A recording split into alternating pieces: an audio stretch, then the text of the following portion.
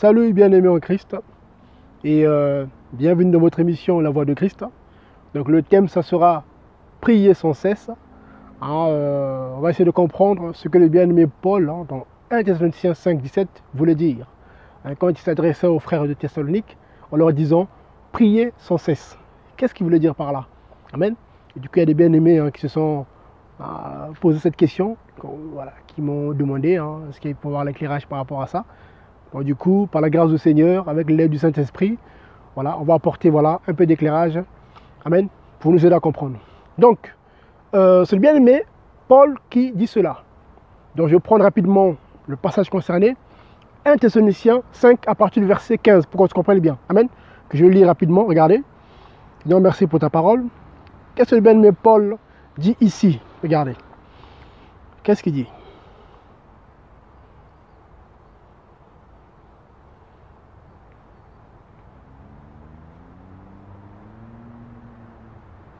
Voilà, regardez. À partir du verset 15. Prenez garde que personne ne rende à chacun le mal pour le mal, mais cherchez toujours à vous faire du bien les uns les autres et à tout le monde. Verset 16. Soyez toujours joyeux. Verset 17. Priez sans cesse. Amen. Verset 18. Rendez grâce à Dieu en toutes choses, car c'est la volonté de Dieu en Yeshua Mashiach à votre égard. Donc en Jésus-Christ à votre égard. Voyez. Donc en fait ici on se rend compte que le bien-aimé Paul s'adresse aux disciples de Christ, donc à nos frères et sœurs en Christ, en les encourageant à persévérer dans la prière.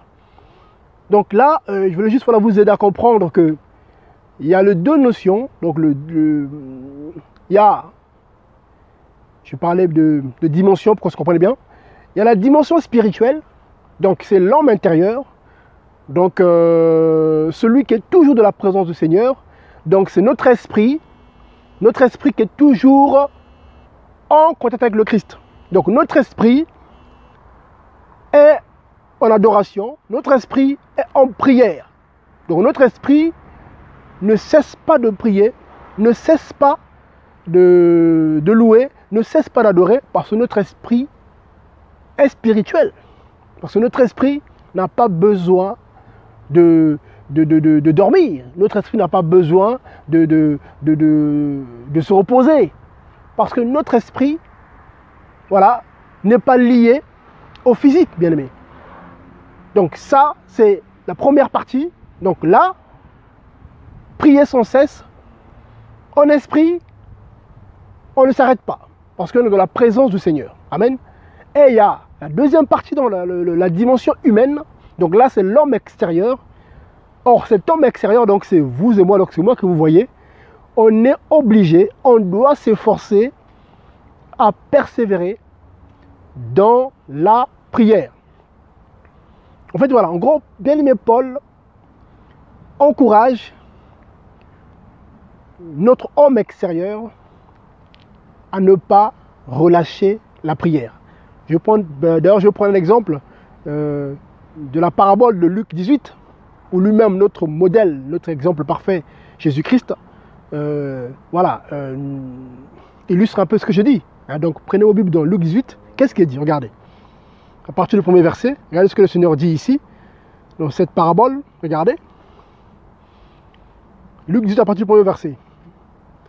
Jésus leur dit aussi cette parabole pour montrer qu'il faut toujours prier et ne pas se relâcher. Voyez, c'est clair ici. Il faut toujours prier et de ne point se relâcher. Verset 2. Il y avait dans une ville un juge qui ne craignait point Dieu et qui n'avait égard pour personne. Verset 3. Il y avait aussi dans cette ville-là une veuve qui venait souvent à lui et qui lui disait « Fais-moi justice de ma partie adverse. » Pendant longtemps, il n'en voulut rien faire. Cependant, il dit enfin en lui-même « Quoique je ne craigne point Dieu et que je n'ai nul égard pour aucun humain, néanmoins, parce que cette veuve m'importune, je lui ferai justice afin qu'elle ne vienne pas toujours me rompre la tête. » Verset 6. Et le Seigneur dit, écoutez ce que dit ce juge injuste. Écoutez ce que dit ce païen. Écoutez ce que dit cet inconverti. Voyez, verset 7, qu'est-ce qu'il dit? Et Dieu ne vengera-t-il point ses élus qui crient à lui jour et nuit, quoiqu'il diffère sa vengeance? Il pose une question, le Seigneur, ici, là. Verset 8. Je vous dis qu'il les vengera bientôt. Il répond à la question ici, là. Mais quand le Fils de l'homme viendra, pensez-vous qu'il trouve de la foi sur la terre? Ça, c'est une question. Donc, j'espère que, voilà, on doit garder la foi. J'espère que, voilà, on va persévérer dans cette foi pour que le Seigneur nous trouve dans la foi. Amen. Donc, ici, le Seigneur répond à cette question, à savoir, on doit prier, persévérer dans la prière. Donc, on doit s'organiser. Pourquoi? Parce que notre homme extérieur a beaucoup de mal à suivre. Parce que notre homme extérieur est imparfait.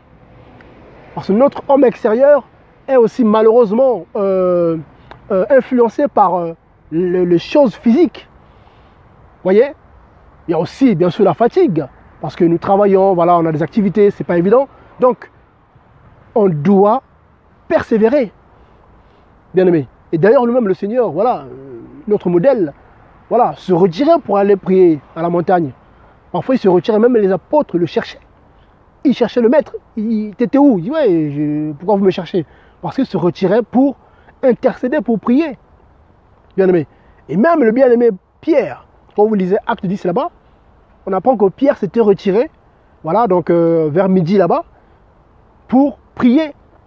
Et c'est là qu'il a eu la vision de cette nappe, hein, donc par rapport à Corneille, dans Acte 10. Donc, quand on prend ces exemples-là, on se rend compte que ben, nos aînés dans la foi, donc nos exemples, hein, donc d'ailleurs Paul le dit, hein, dans, comment dire, dans 1 Corinthiens 11 là-bas, il dit, soyez mes imitateurs, comme je suis moi-même de Jésus-Christ. 1 Corinthiens 11, 1 là-bas, 1 à 2 là-bas. Là.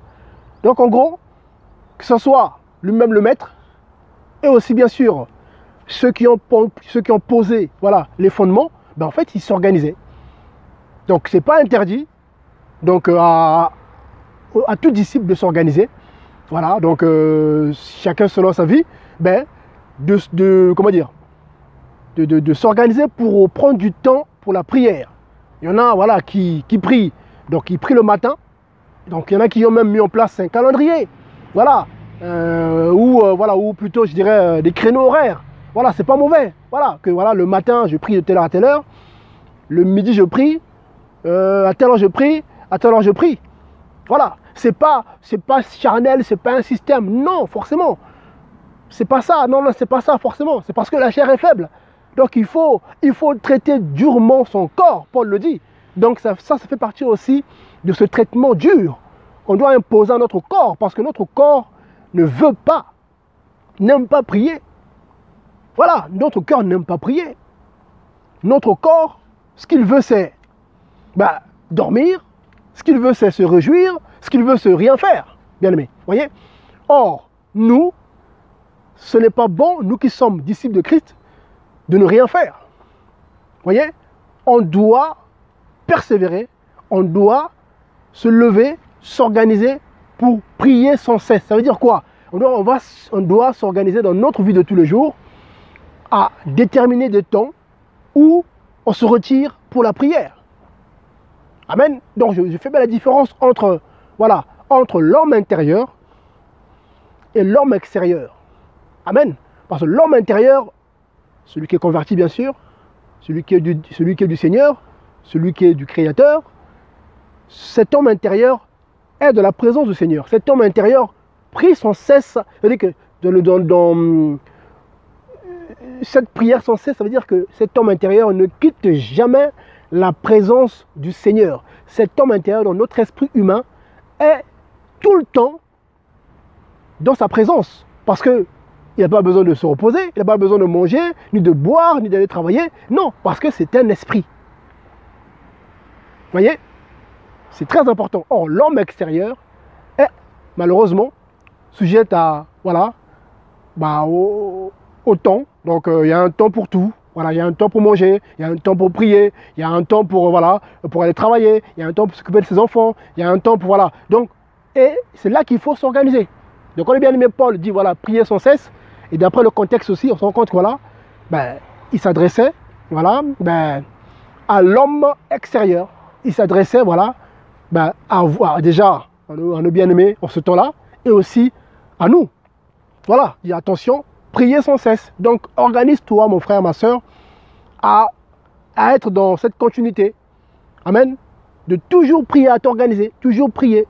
Voilà, donc tu t'organises, et c'est bien, voilà, c'est pas religieux. On pense que c'est religieux, le fait de, voilà, comme font les musulmans, voilà, ils prient à telle heure, à telle heure, à telle heure. Eux, ils le font, malheureusement, sur un fondement qui n'est pas bon. Amen. Malheureusement, parce que eux, malheureusement, ils sont à côté. Mais nous, on le fait selon la doctrine. Donc, toi, tu t'organises, mon frère, ma soeur. Bon, moi, je m'organise. Si le Seigneur ne fait pas autrement, parce qu'on se laisse guider par le Seigneur, si le Seigneur ne me demande pas de faire autre chose, ou si, voilà, s'il n'y a pas quelque chose qui me pousse à ne pas respecter, voilà, mon planning, en tout cas, de telle heure à telle heure, je prends le temps de la prière, telle heure à telle heure, je suis en prière, telle heure à telle heure, je suis en prière. Et tu peux même aussi le partager à ton entourage, à tes enfants, à ta femme, hein, ceux qui sont mariés, ou à tes parents. Bon, écoutez, moi, de telle heure à telle heure, je suis dans ma chambre, je prie. Comme ça, les gens savent que voilà, telle heure de la journée, telle heure de la soirée, mon mari prie, ma femme prie, mon fils prie, ma fille prie, mon père prie, ma mère prie. Donc, il ne faut pas déranger. Voyez? Donc, c'est ce passage, en fait, de 1 Thessaloniciens 5, 17, en fait, concerne plus l'homme extérieur. Amen. Alors, en gros, c'est pour demeurer dans la continuité, pour ne pas baisser les bras. Amen. Donc, c'est par rapport à ça. Donc, j'espère que j'ai été assez clair. J'espère que voilà, c'est clair pour vous. Je crois que c'est le cas avec l'aide du Saint-Esprit. Amen. Car c'est lui, bien sûr, qui nous aide à comprendre. Nous, on n'est que des prédicateurs, on n'est que des instruments entre les mains de Christ. Voilà, bien aimé, j'espère que voilà, j'ai été assez clair par ce petit partage.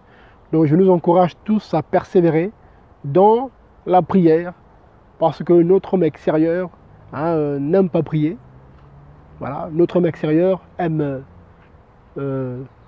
dormir, aime voilà, se distraire. Et donc du coup, c'est à nous de prendre les choses en main avec l'aide du Saint-Esprit pour traiter durement notre corps, comme le faisait notre bien-aimé Paul, pour ne pas être disqualifié. Amen. Donc cela passe aussi par la persévérance dans la prière.